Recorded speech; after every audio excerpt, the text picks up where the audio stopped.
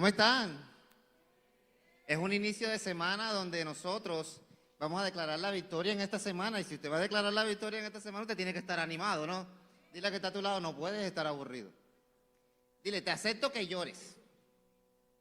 Te acepto que pegues la lagrimita porque, hay que desahogarse. Pero necesito que te animes, dile, necesito que te animes. ¿Sabes cómo se va a animar la persona que a tu lado? Dile, qué hermoso, qué hermosa te ves.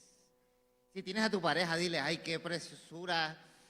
Eres lo más hermoso que han visto mis ojos.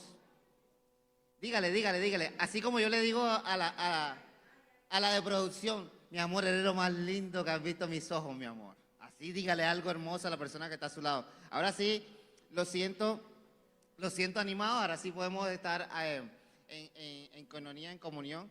Bueno, un poquito, le pido disculpas un poquito por la gripa. Estoy saliendo de esta etapa donde a todo el mundo creo que le ha dado como gripa. Bueno, voy a tratar de hablar un poco. Y algo que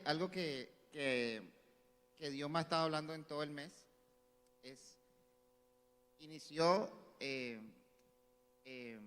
prácticamente o lo recibí inicialmente en mi matrimonio. Cuando yo estaba enfrente del altar esperando a la hermosa mujer que está en los comandos, yo escogí una canción, pero una canción porque, la verdad no la escogí porque tuviera estaba buscando una canción que me diera algún significado de algo que me haya pasado y yo buscando la superhistoria, porque yo estaba traumatizado de que yo tenía que llorar. A mí me dijeron, si no lloras, yo me devuelvo, así me dijeron.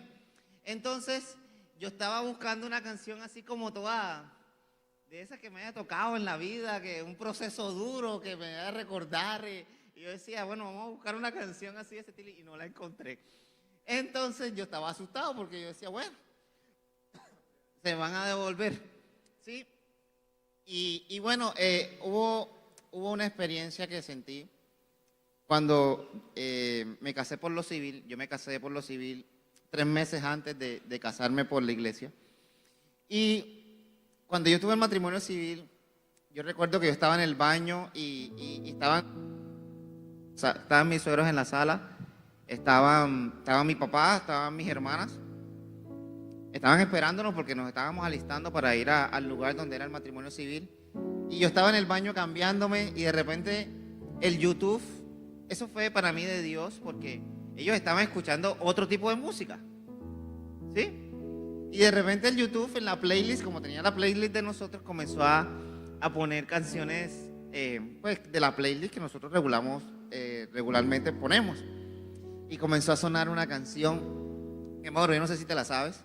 Dios ha sido bueno. Está en sol, creo. Tararán, en mi menor.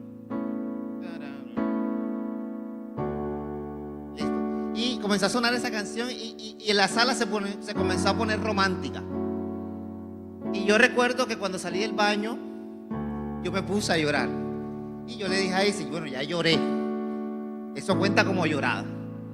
Y no, y fuera de tomadera de pelo, me puse a llorar mucho en la cama. Y que Isis se estaba cambiando y me decía, mira, ¿a ti qué te pasa? ¿Sí me entiendes? Porque está llorando.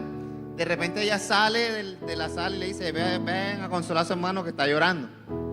Y Dios me hizo recordar cuán bueno ha sido Él conmigo.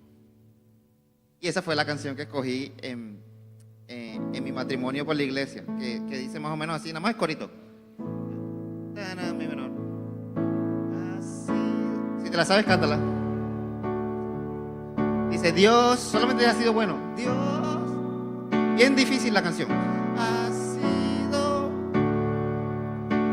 Y la parte más difícil de la canción, ¿qué dice? Ha sido bueno. Y para cambiarlo un poquito dice, bueno es Dios. La canción más difícil del mundo. Y solamente esas tres palabritas resonaban en mi cabeza, Dios hace bueno. Y me acordé de eso en el altar cuando estaba casándome. Y ese es el título del mensaje de hoy. ¿Cuántos creen que Dios ha sido bueno? Dios ha sido bueno.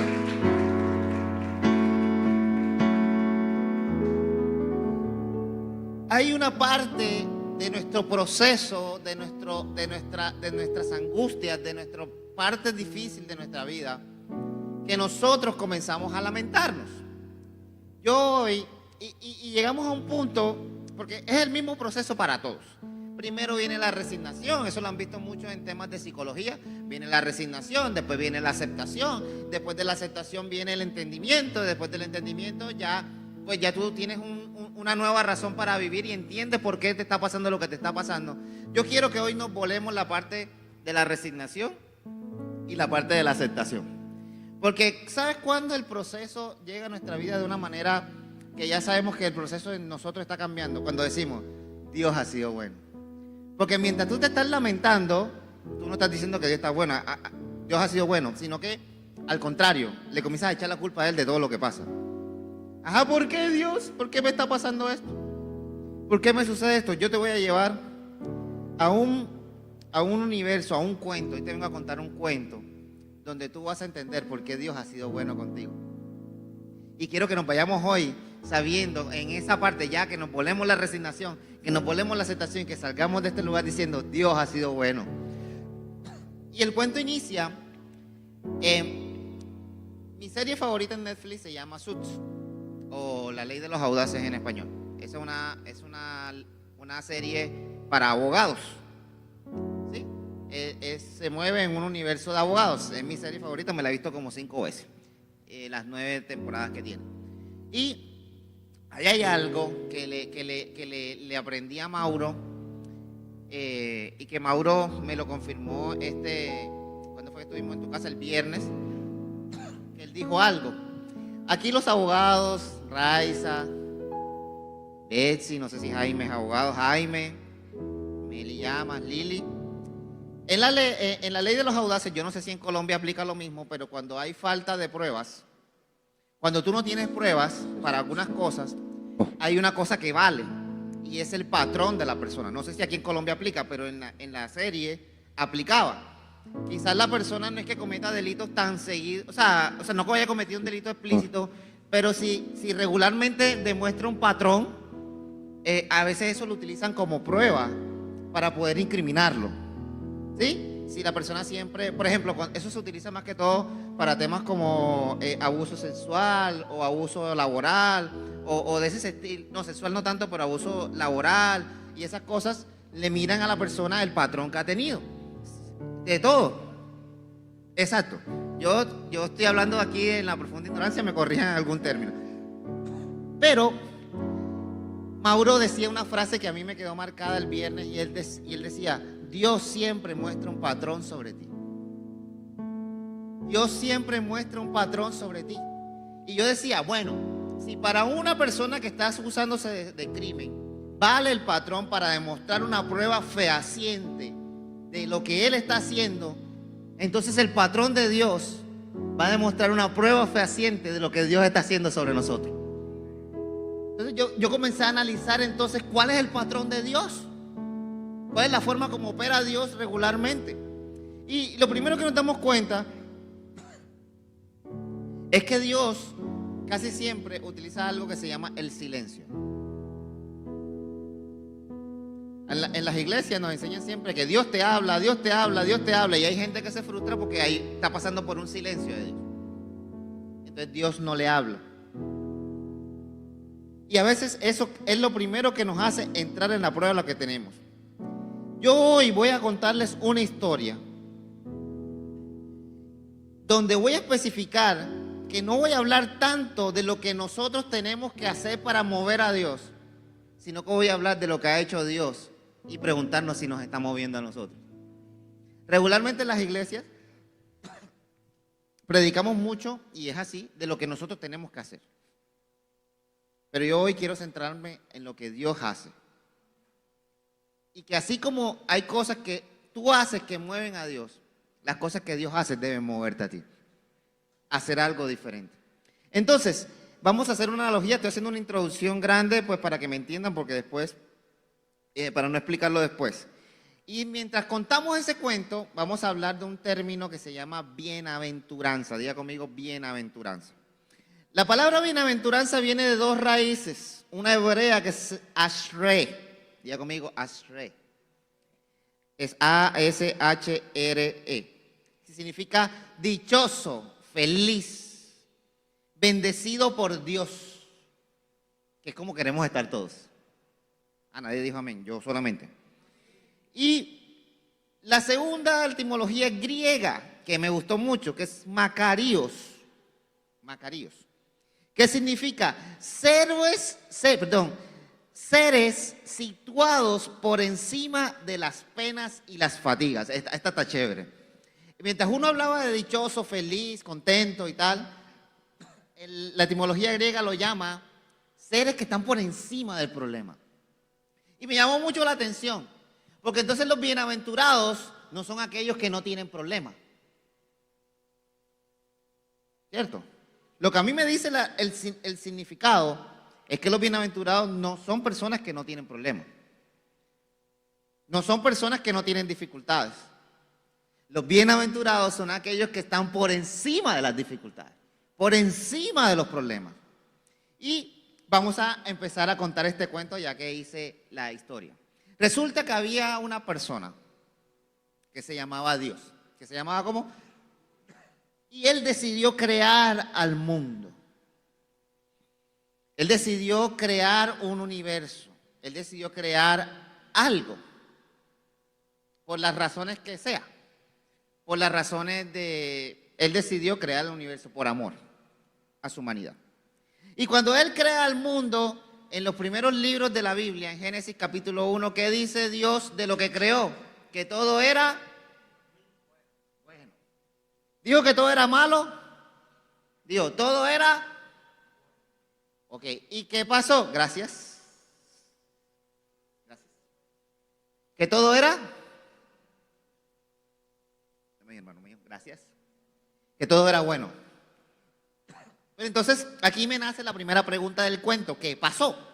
Porque lo que yo estoy viendo quizás no es tan bueno a lo que creó Dios en el principio. Dios creó los mares, creó las aves de los cielos y de todo lo que creó dijo que era bueno. Y viene el hombre cuando crea al hombre y peca. Y tiene una separación con Dios. Y entonces Dios ve todo bueno hasta que llegó la maldad del hombre con el pecado. Entonces, ¿quién lo volvió malo? ¿Dios? Quiero que estén conmigo. ¿Lo volvió malo Dios o lo volvieron malo nosotros? Entonces, ¿por qué cuando te pasa algo malo tú le echas la culpa a Dios?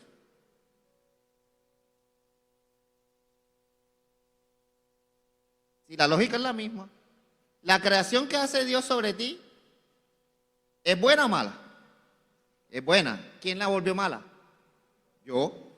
Entonces, ¿por qué cuando tengo un problema, el que digo que me está haciendo eso es Dios? Hay mucho silencio, eso me gusta. Y dice, Dios pensó, entonces, ¿pero qué pasa? Dios pudo ser un Dios que se pudo aburrir. Y entonces seguimos el cuento. Entonces Dios se dio cuenta que la humanidad estaba perdida, que Caín mató a Abel, tal. Y pasó la torre de Babel y pasaron un montón de cosas. Y Dios decide crear o decide escoger a una persona que salvaba la patria en ese momento, que se llamaba ¿cómo? Noé. Entonces, viene la primera bienaventuranza, que está en el libro de Santiago, capítulo 1, versículo 12. Bienaventurado el varón que soporta la tentación. Siempre las bienaventuranzas, se me olvidó decir eso. Hay palabras en la Biblia que yo no le encontraba significado, que yo me confundía cuando las leías. Por ejemplo, y unas palabras que no nos gustan mucho. Hermanos míos, tenéis por sumo gozo cuando se encuentren en diversas pruebas. Yo no entendía eso. ¿Cómo es que Dios me va a decir a mí que yo me esté gozando cuando estoy en prueba? Lo entendí cuando entendí las bienaventuranzas. Las bienaventuranzas son a veces un factor negativo que pasa en tu vida, pero que tiene una promesa acompañada. Recuerden que los bienaventurados son los que están por encima del problema. Entonces, Bienaventurado el varón que soporta la tentación. ¿Le dice que no va a tener tentación? No. ¿Qué le dice? Que debe soportarla. Y aquellos que la soportan, ¿qué pasa? Porque cuando haya resistido la prueba, recibirá la corona de vida que Dios ha prometido a los que le aman. Cosa negativa, la tentación. Si la soportas, vas a recibir la corona de vida. Entonces, en ese tiempo, cuando estaba antes de Noé, la humanidad tenía que perderse. O sea, era para que Dios cogiera y hiciera un barrido con todo el mundo, y lo hizo, porque envió el diluvio. Pero ¿qué pasó? Que Él tuvo misericordia por Noé. ¿Y qué pasó? Él se salvó y se salvó la humanidad. Y además de eso, no solamente pasó eso, sino que Él hizo una promesa, que lo ven en el arco iris, que es que nunca más va a haber un efecto de esa manera, de ese diluvio así tan grande como lo hubo en ese tiempo. Y es lo que vemos siempre en el arco iris. Eso es lo que significa el arco iris. Entonces, cuando nosotros estamos en la mayor perdición, el patrón de Dios, que lo vamos a ver repetitivamente hoy, es que entonces busca a alguien o busca algo para poder restablecerte al camino de Él. En este caso utilizó a Noé. ¿En qué sentido? En la prueba a la tentación. El primer punto que vimos hoy para ver el tema de Dios es que estamos por encima de la tentación. Después Dios, ya pasan como unos momentos así como de paz, o sea, no se ve tanto problema en la Biblia. Y de repente otra vez la humanidad se vuelve a perder. ¿Usted qué pensaría si fuese Dios? Otra vez. Hay un patrón de Dios, pero también hay un patrón de la humanidad. Y otra vez la humanidad se vuelve a perder. Pero esta vez, entonces Dios se le aparece a un viejito. En el libro de Génesis capítulo 12, se le aparece un viejito que se llama Abraham. Y entonces, el viejito estaba pasando por un tema difícil. ¿Cuál era el tema difícil del viejito? Que no podía tener hijos, porque la esposa también era viejita. Y ya no podían. Incluso intentan hacer no voy a utilizar esa palabra. Hacen un güey, no sé, un trueque, un intercambio, iba a decir otra palabra más champe. Pero hacen ahí algo, un para engañar a Dios. ¿Y qué pasa? Que eso es el problema que tenemos hoy, de que se está peleando allá Israel con Irán y con Gaza. ¿Sabes de dónde viene esa pelea? De ahí. Los que están peleando son Ismael y Isaac. Momento ñoño de la prédica. Seguimos adelante, pero ese no es el tema de la prédica, sino que vemos que hay algo imposible para Abraham, físicamente hablando. El primer patrón es que las personas padecen tentaciones y caen en esas tentaciones y por esas tentaciones se pierden. La otra cosa que frustra a las personas es que tienen que lograr cosas o necesitan lograr cosas que son imposibles físicamente. Yo no sé si hay personas que están pasando por un cáncer o están pasando por una enfermedad terminal o están pasando por alguna situación que la consideran imposible físicamente hablando. Pero entonces aparece el patrón de Dios otra vez.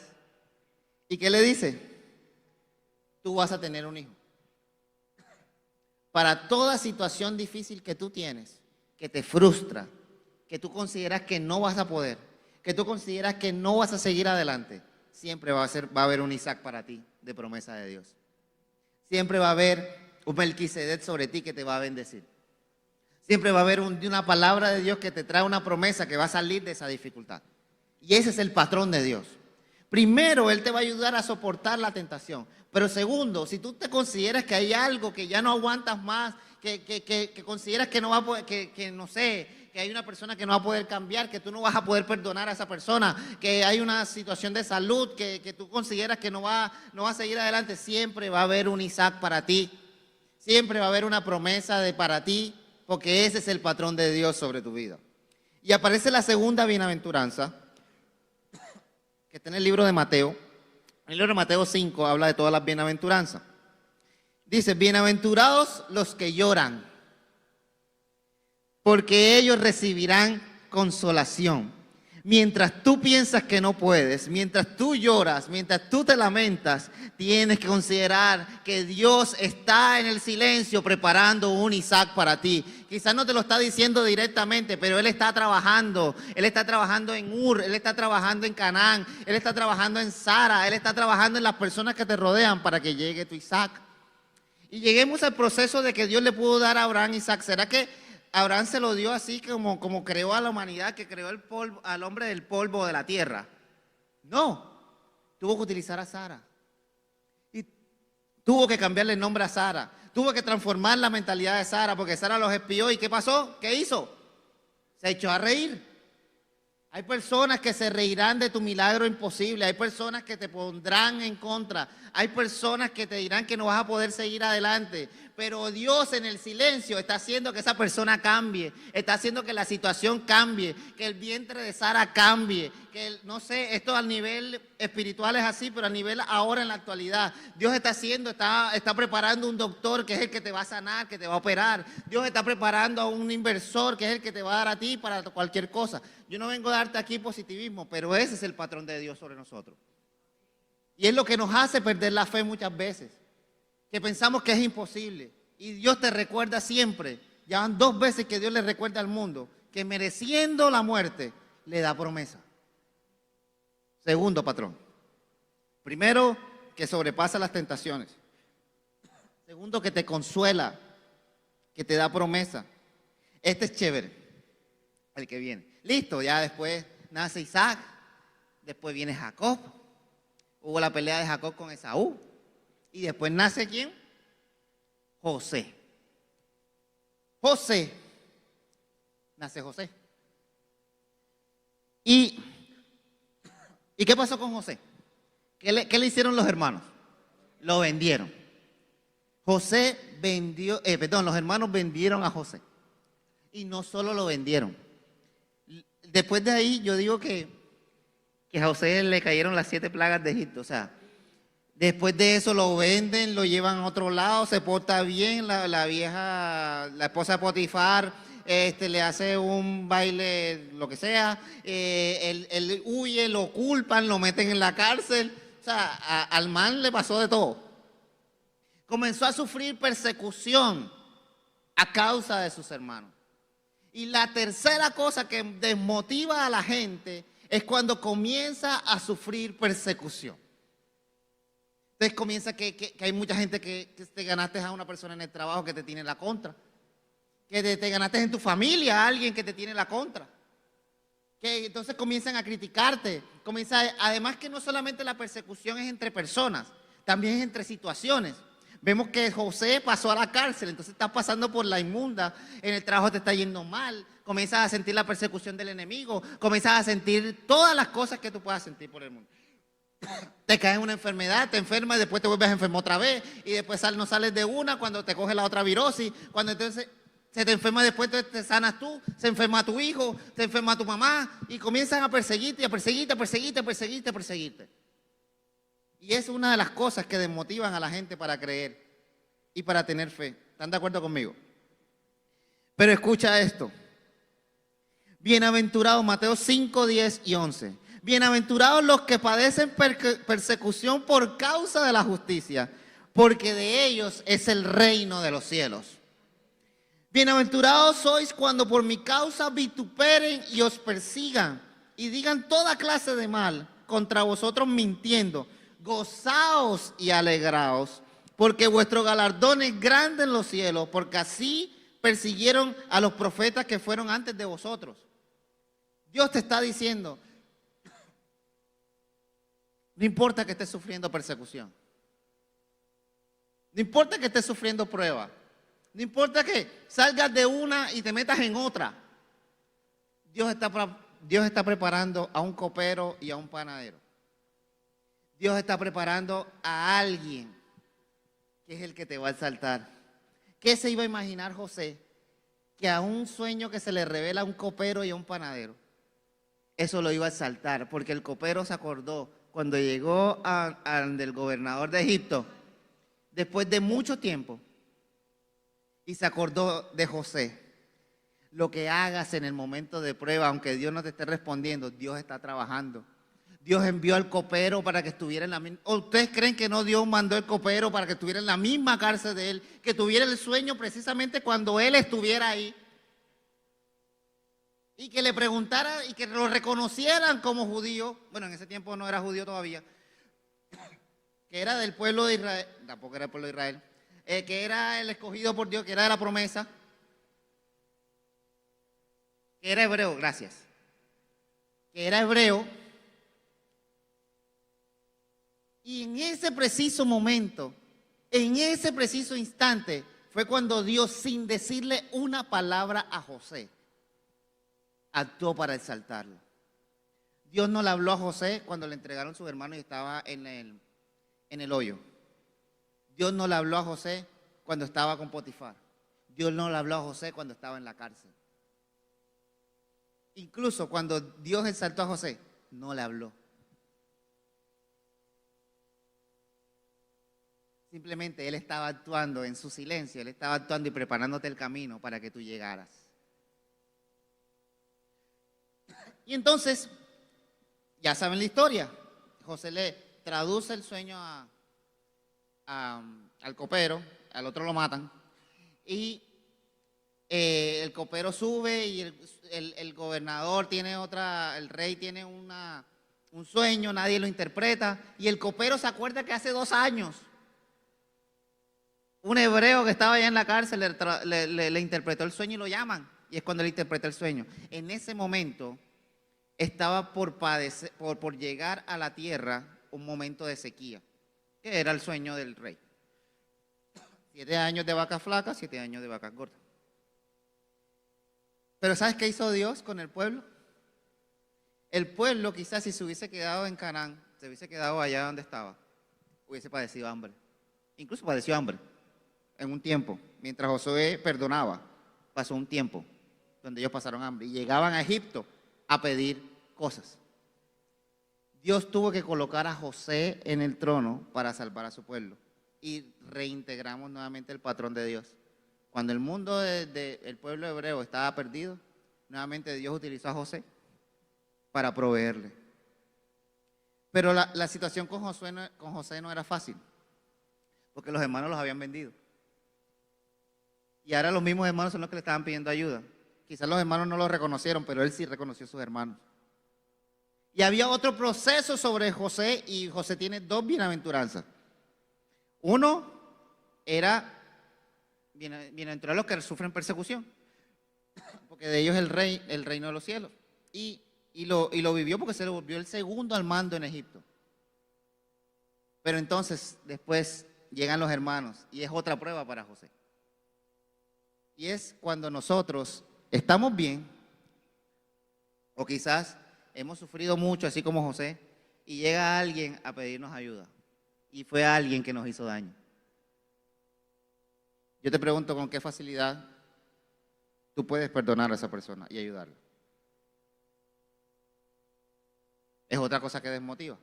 Porque a veces estamos bien y ya salimos de las plagas de Egipto.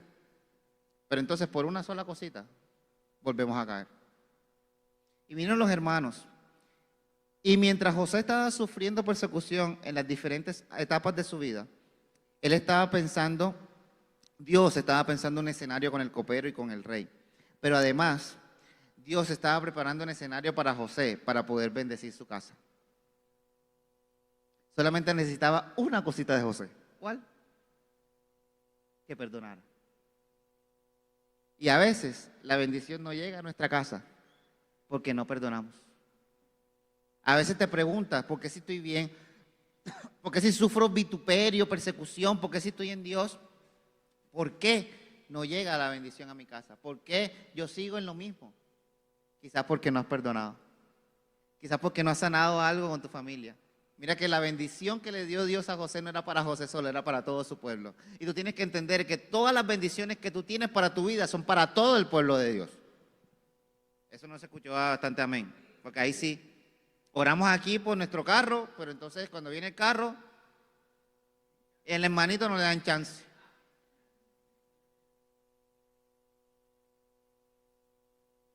Entonces, después, ¿qué pasa? Que el carro, el supercarro endiosado, se despicha, se le falla algo, te chocan, ¿pero por qué? Si esa es la bendición de Dios. Porque no perdonas, porque no eres misericordioso. Y viene otra bienaventuranza, bienaventurados los misericordiosos, porque ellos alcanzarán misericordia. Muchas veces te has preguntado por qué a ti no te dan misericordia, porque quizás tú no eres misericordioso.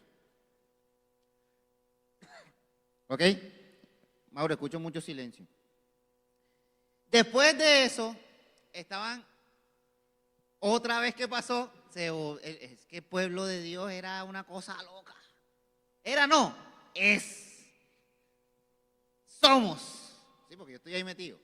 Yo tampoco soy perfecto, ni nada de aquí es perfecto. Es cosa loca. Se volvió a contaminar con las cosas de Egipto porque ya estaba en Egipto. Y se volvió, ¿qué? Esclavo de Egipto. Yo siendo Dios, ay Dios mío, ya la va cuarta. Vamos a pegar un torbellino así de fuego y pues se lo lleva todo. No, ese no es el patrón de Dios. Entonces Dios, mientras estaba todo ese proceso de esclavitud, prepara a un hombre. Que si tú te pones a pensar cómo llegó ese hombre a Egipto, sabes que nada más fue Dios. Las características del hombre que podía libertar al pueblo de Dios en Egipto es: uno, tenía que ser hebreo. Dos, tenía que tener un puesto predominante en Egipto.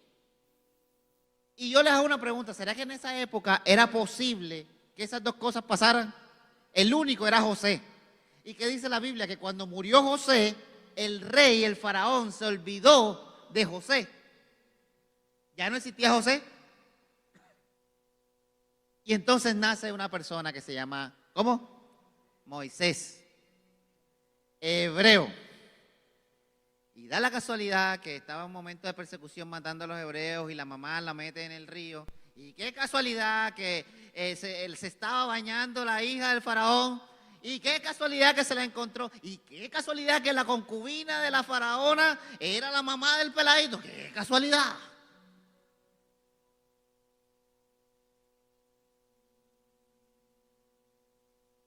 Diga conmigo, wow. Dios prepara lo imposible para nosotros, para que tengamos el bien que queremos. Y amén. Bienaventurados los pobres de espíritu, porque de ellos es el reino de Dios. Dios preparó y usó a Moisés creando un escenario para que siendo hebreo llegara a Egipto y que además fuera entrenado de forma egipcia en las leyes de Egipto para poder tener toda la autoridad para libertar a su pueblo. Ese es un tema o un detalle que muy pocas personas cuentan, de que Moisés era del combo, de la rosca del rey. Era el nieto adoptivo. Por eso le podía, al siguiente faraón le podía enfrentar con mucha facilidad, cosa que no tenía otra persona. Quizás, y otra cosa que desmotiva, es que cuando estás viendo que todo en alrededor no te sale, cuando decimos popularmente que estamos salados, nuestro espíritu se comienza a flaquear. Tú te comienzas a desmotivar, ya tú no metes hojas de vida, ya tú no vas, ¿para qué? Yo hablaba con Isi, mi esposa. Yo tengo una compañera que le han dado la oportunidad de ascender como 3 veces.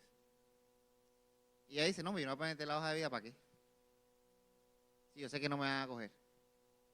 Y así estamos muchos a veces. Queremos hacer algo, ¿y para qué? Si va a ser lo mismo. ¿Yo para qué le voy a hablar a la persona que me odia si me va a seguir odiando? ¿Para qué yo voy a insistirle a mi esposo y voy a orar por mi esposo si siempre nos echan la culpa a nosotros? ¿Para qué voy a orar por mi esposa que es mala, que es... Sí, porque siempre es el hombre. No, mentira. ¿Por qué voy a orar por mi esposo? ¿Por qué voy a orar por mi esposa? Sí. Sí. Lo que pasa es que tenemos el patrón de nosotros, el hombre ya estamos acusados. Entonces, ¿por qué voy a orar por mi esposo si yo sé que Dios no lo va a... O sea, si yo sé que ya Dios no puede hacer nada sobre él. Yo porque voy a orar por mi hijo, por mi hija. Si yo sé que ya ese hijo está perdido. Yo porque voy a orar por mi mamá. Mire, persona que yo nunca pensé que iba a venir a la iglesia, mi mamá, y hoy no vino porque Andrea no vino. No se pierde un domingo. Y debe estar conectada. Hola, mami. Estoy en televisión. Y entonces nuestro espíritu flaquea. ¿Para que yo voy a la iglesia o para qué voy a servir? Si llego a la casa y es el mismo problema. ¿Para qué voy a predicar un domingo? Ponerme bonito, no mentira. ¿Para qué? Si voy a llegar a la casa y si me la van a montar, otra mentira. No sé, lo que sea. Pero a veces nos renunciamos a nosotros mismos. Y viene la pregunta, ¿para qué? Ese para qué, pregúntalo para la situación, no para renegar de Dios. Y viene otra vez el patrón de Dios. ¿Y qué hace?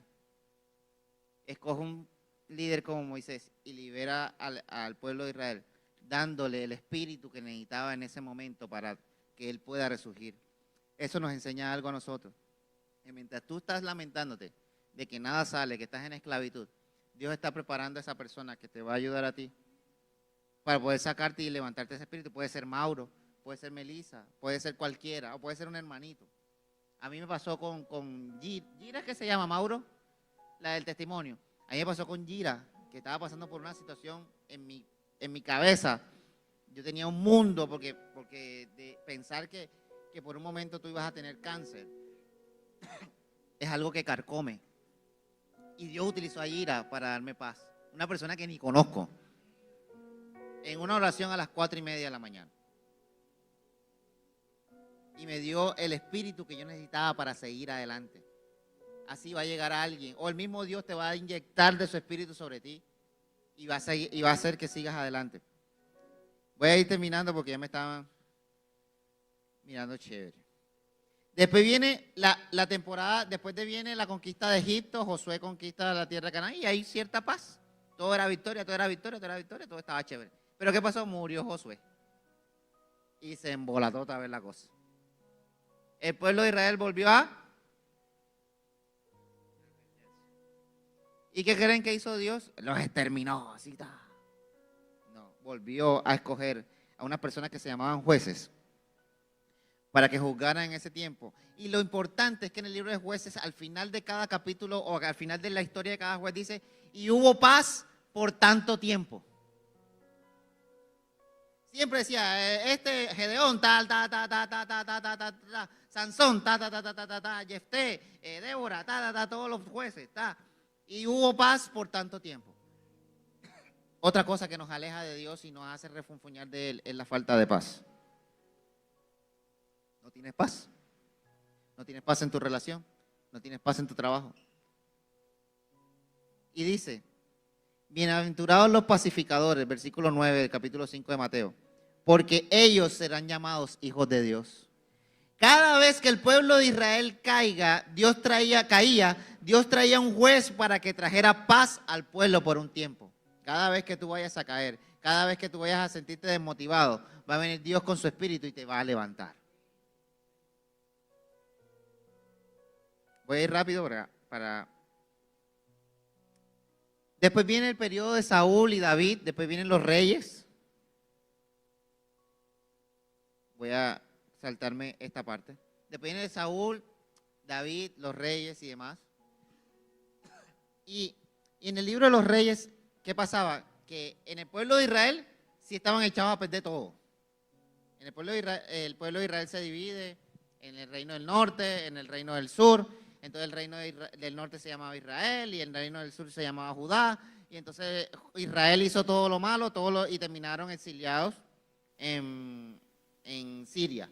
Y los pueblos de Judá comenzaron así como que bien mal. Al final terminaron mal y terminaron deportados, exiliados en Babilonia. Haciendo un resumen de la Biblia así súper rápido. Y entonces vuelve a perderse el pueblo de Israel. Pero esta vez de una manera diferente. Diga conmigo, de una manera diferente. En este punto donde el pueblo de Israel estaba allá en Babilonia, y ya con esto voy a terminar. Ya ellos sí definitivamente se habían perdido tanto que no había salvación. Y miren lo que voy a decir, que no va a sonar bíblico, pero sí es.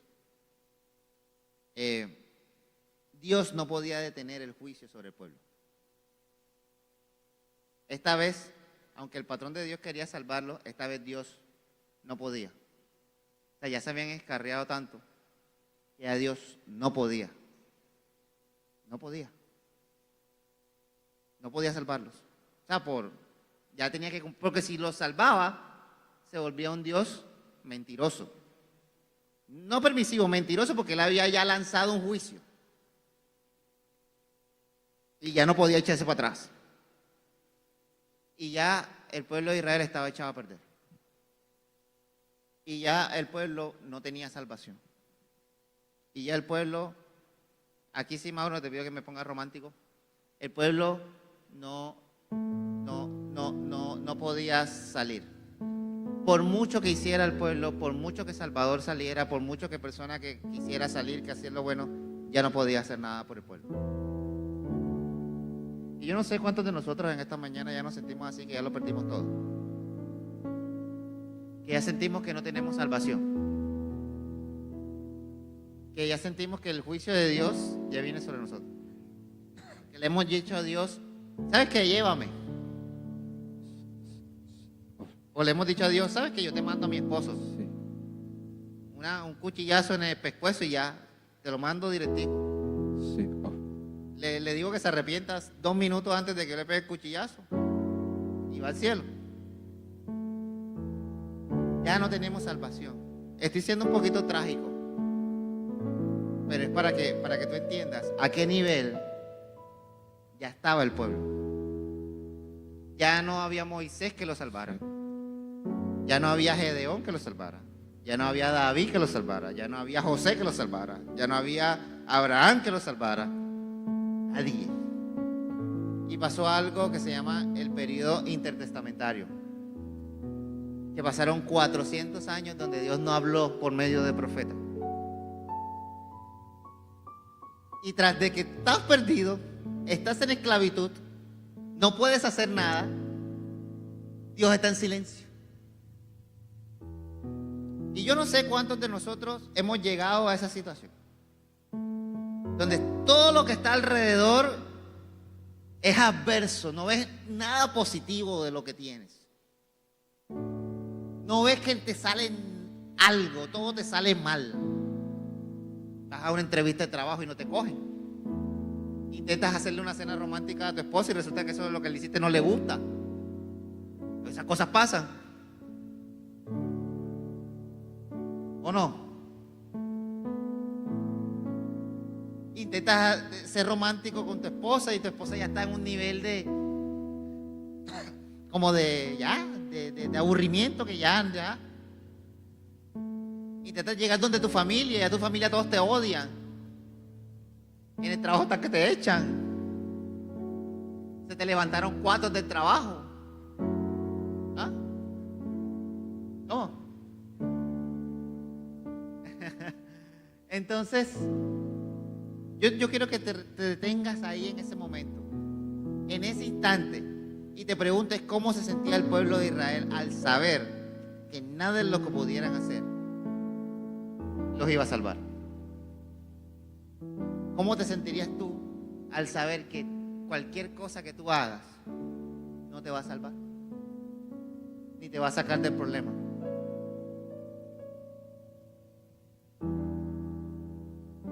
¿Y el patrón de Dios dónde está? Porque era lo que me estaba salvando hasta el momento. Y en el momento Dios decidió callar 400 años.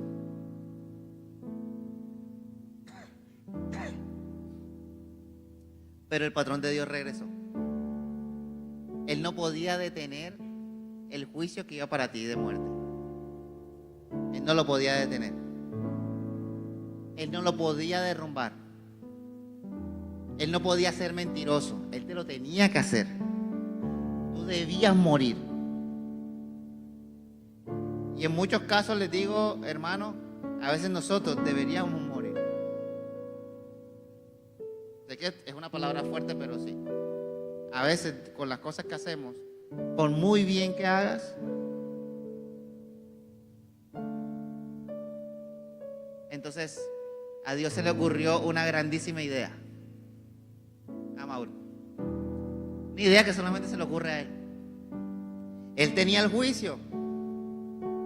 Él tenía, y esta palabra también es para las personas que se preguntan que merecen muchas cosas de Dios. O sea, que merecen el castigo, el látigo de Dios por todas las cosas, por todas las cosas malas que han hecho.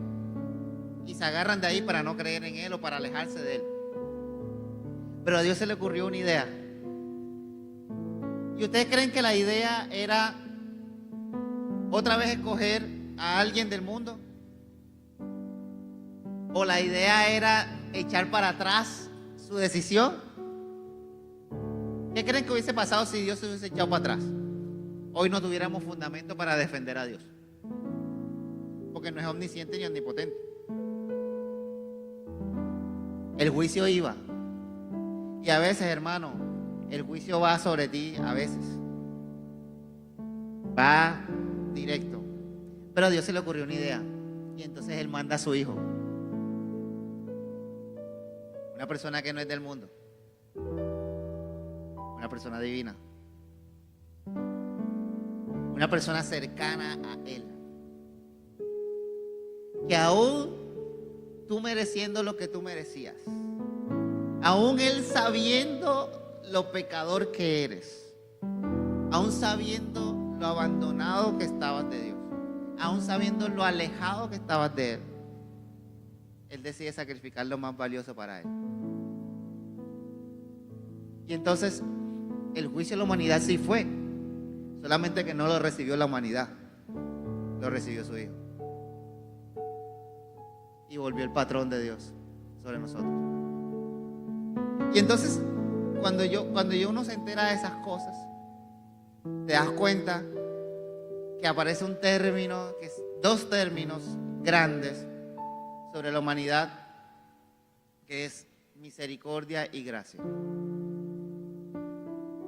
A causa de Jesús.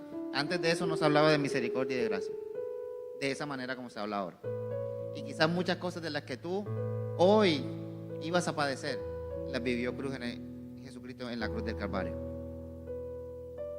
Y yo no encuentro más grande amor que pueda tener alguien sobre mí que ese. Yo no puedo, desde ahí yo comencé a ver mis situaciones de una manera diferente. De ahí yo no puedo reprocharle nada al Señor. ¿Yo qué le voy a reprochar? ¿Yo qué le voy a decir? Porque mientras yo estaba en esclavitud y estaba echado a perder, Él estaba preparando un escenario para sacrificar a su Hijo por salvación mía.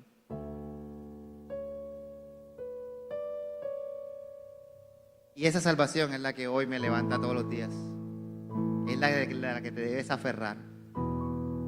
Que gracias a Jesús, tú tienes acceso directo al Padre que antes no tenías, que no podías tener. Que el velo se rasgó, dice la palabra. Yo te invito a que en esta mañana voy a tomarme unos 10 minutos para que tú entiendas que el patrón de Dios siempre va a querer ser y hacer lo mejor para tu vida. No pienses que Dios va a hacer algo malo para ti. Hoy les dije que iba a hablar más de lo que Dios hizo, más de lo que nosotros podemos hacer. Resulta que no se trata de lo que tú vas a hacer, sino de lo que Dios ya hizo sobre ti. Cuando tú llegues al lugar, es el tiempo preparado que Dios tiene para ti, para exaltarte.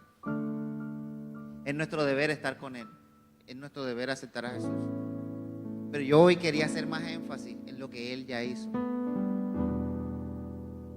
Y nuestra oración en esta mañana va a comenzar a cambiar. Yo muy poco oro como que Dios haz, porque yo sé que ya hizo. Siempre oro es como ayúdame a entender, o sea, Ayúdame a ver cuál es la salida. Ayúdame a ver cuál es el camino que debo seguir. Porque Él ya lo hizo.